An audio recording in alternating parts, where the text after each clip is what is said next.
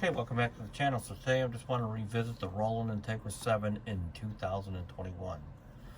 Okay, so turns out that looking back at the Integra through the lens of what's out today, especially with Roland and what was out prior to the Integra 7, um, it's really kind of become like a cult instrument of its own. And a lot of that has to do with the uniqueness of um, the SRX cards that they had released back in the day, and then the full implementation of the supernatural technology, which I'll revisit that in a minute, um, and just it being a module in itself, because even in this day, all the way back in 2013, modules are starting to become phased out because of plugins for computers. So it just was not a popular thing to have a module. So its release even back then was sort of against the grain. Matter of fact, the last mainstream module I think that was released may have been the Motif XS rack. Okay, so back in 2013, actually prior to 2013, the supernatural technology was released in the form of a plug board called the ARX plug boards, or cards, that was released for the Phantom G series, which was like one of the last really high quality built Roland products that they had released. And the plug board technology really only lasted, they only made 3 cards for it, and they kind of abandoned that whole plug-in architecture for the Phantom G. And before you know it, the Jupiter 80 was released, and then a cheaper version called the Jupiter 50 was released, and of course the Integra 7 was released. And then they had one other piece in that product line based off that technology, which was the FA06, FA07, and FA08, which was a plastic budget workstation. And matter of fact, by the time the FA06, the FA series was released, a lot of people were on that fringe line wondering if Roland was actually going under, or they didn't know where they were going. And that's when the ACB, DCB technology starting to become mainstream for Roland, or that was the technology horse that they were riding on at that time. So going back to the Roland Integra 7, it turns out what makes the Integra 7 so unique. It's the one instrument that you can buy that has all 12 expansion boards. And those expansion boards are actually pretty unique, especially if you think about Spectrasonics owning a lot of the license to the samples that they did for Roland.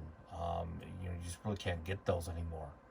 And so to buy them all on eBay, the expansion cards, and even if you buy them all, you have to have the vessel to be able to put them in, which is like a 5080 or Phantom X or whatever. But just that alone makes it pretty unique. And then to have the full Supernatural engine, which a lot of people that bought Phantoms in 2019 thought they were going to get the whole Supernatural, and it turns out that 2 years later, 2021, they kind of abandoned that whole pathway. And so you got the piano Supernatural, the synthesis, which they relabeled as Zencore. It's Supernatural bass, electric bass, acoustic bass, Supernatural horns, brass, but you did not get the Supernatural drums, and you did not get the Supernatural electric guitars, which was a big deal. Of course, on the Phantom, you didn't get the SRX cards either. Matter of fact, the plug card library that they touted was a stripped down version because they couldn't give you the license. They didn't have the license to the Spectrasonic samples like they did when they made the Integra. So right now, the only box Roland product that you can get that has the full featured of those two properties is the Integra 7. And so that, let alone, makes it pretty unique to itself, let alone that it's actually a module as well. So, and as you can see, this was kind of a little thing here, this surround sound feature, which never really hit like a lot of Roland stuff, but it's one of the only instruments that they made that had that implementation. Here's all your plug board. You just drag them in here, in these 4 slots that you have. Here's the other Supernatural engines, and then you're sort of it's an expanded high definition PCM for General MIDI 2 instruments. Okay, and then here's sort of like your which is a really big part of this instrument, by the way.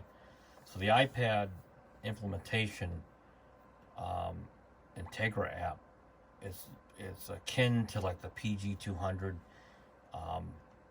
PG10, PG800. It kind of follows that lineage and with a modern twist. So and it's almost like you have to have it if you're going to use the Integra. But as you can see, just finding instruments and sounds.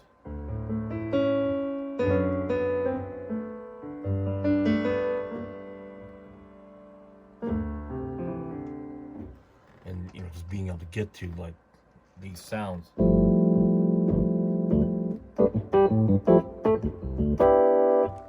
can get to them really quickly. Here's the dynamic drum kit. And so you can get to Supernatural. Here's your PCM stuff. The one thing you can't get to is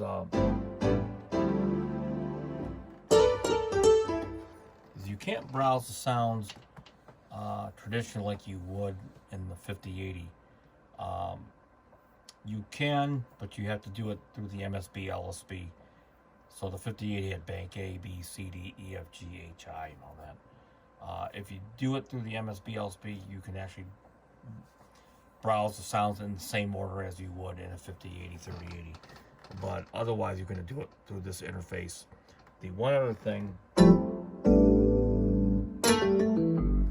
that differentiates, where they fell a little short, is the effects implementation was just too limited to be able to reproduce how you would hear the sounds on an actual 5080.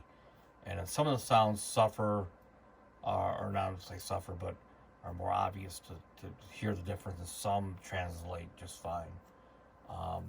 But other than that, I mean, there's workarounds.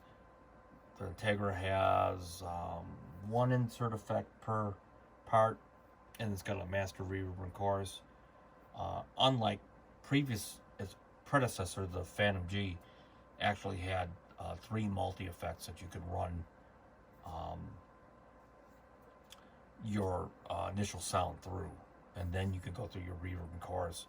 Of course, you had an insert effect in each part, so it was a little scaled back, the effects, the DSP on it. But like I said, you can get around that. It's got 8 outputs, the module itself. But like I said, for the most part, what makes it unique outshines sort of some of its downfalls.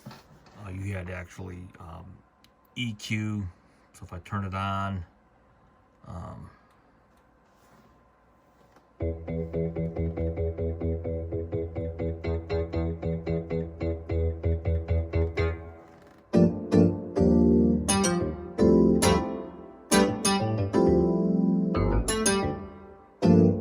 okay, and then it had the same like 8 compressors that you could have on the drum kit, like the Supernatural drum kit that they had in the Phantom G. But like I said, it wasn't perfect. and it has its downfalls and limitations. But for the most part, it's really turned out to be a unique piece in the history of Roland. Much like a lot of other instruments like the MKS 20, the D550, the 106, the R8, the TR808. Roland has its fair share of unicorns out there. So anyway, to recap, that's kind of like my last take on revisiting the Integra 7. And so please leave any comments or questions, and please don't forget to subscribe to the channel. It really helps it out a lot. And until next time, peace out.